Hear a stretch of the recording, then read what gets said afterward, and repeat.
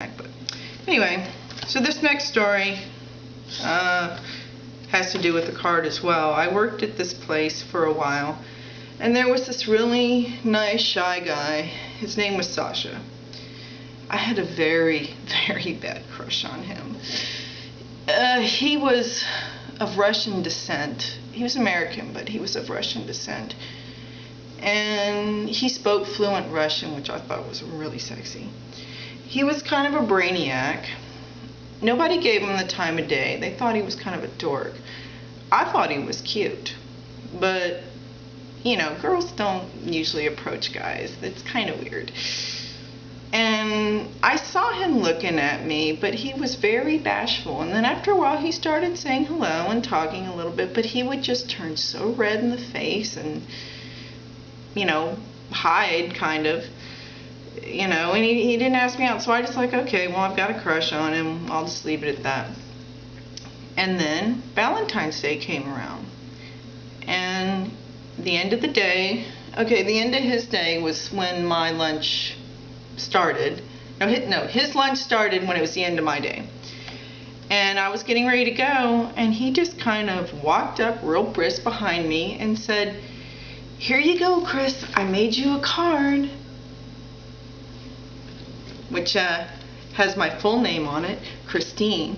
He stuck a little Hershey's chocolate kiss on it, and it says, you know, to Christine from Sasha, "You're fun, red hot. You're hard to beat." And he turned so red and, you know, was like rushing out but smiling, you know. And I was like, "Oh, thank you so much," you know. And then he left. And I came back, and he wasn't there. And I asked a couple people, I mean, if they had gotten any Valentine cards from any of the guys. Nobody got any.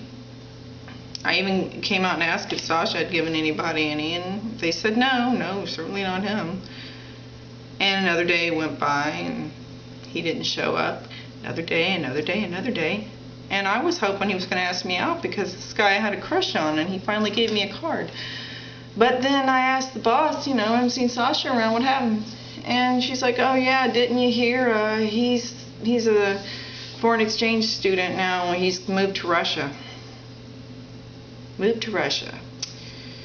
Well, you know what? I was disappointed, but I ain't mad at you, Sasha, because I understood. I understood that you were very shy. You wanted to be a man. You wanted me to know that you liked me, and you did, and I really appreciate that.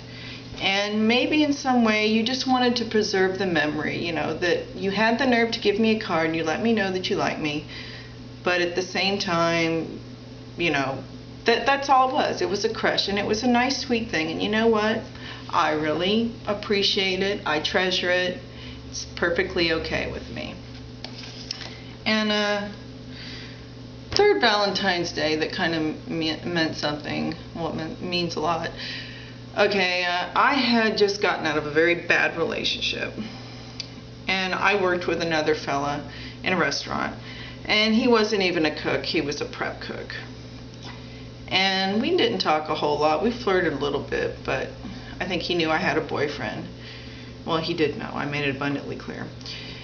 And it was me and my new boyfriend at the time. His name was Lamar. He was in a band. He was, you know, very flashy and kind of a big mouth. And I didn't want to go out with him at first. I mean, he had asked me for about a year, even though I had someone, you know, he was always trying to get me to go out with him. But I kind of knew how it would end up. I would just be, you know, another notch under the belt in time. And it ended up the way I thought it would. And Valentine's Day was coming. And I had suspicion he was cheating on me. And he was trying to break up with me. And so I went to get my check at the place I worked, the restaurant, and ran into this prep cook who was flirting with me shamelessly that day. I asked what I was doing. I said, well, I was having a little get-together before I went out to see my boyfriend's band play. And he kind of invited himself, and I said, yeah, sure, you know. So he came over there with his roommate, and we had a few drinks, and then we went out to see my boyfriend's band. And we went out to the bar, and he was being very cold, my boyfriend, ex-boyfriend. Mean, you know, and pretty much I was very sad because it was Valentine's Day and I wanted to have a good time. So it wasn't official, but in my heart of hearts, I knew that this was it. So we had kind of a little argument, and I stomped outside, and Mr. Prep Cook came out there and comforted me.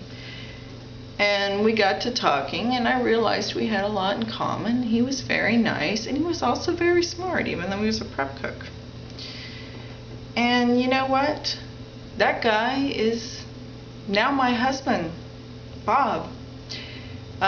He's no longer a prep cook. He is a very well-paid, well-respected person in the computer industry. And we went on to have a beautiful son together and pretty good life. So it all turned out pretty good.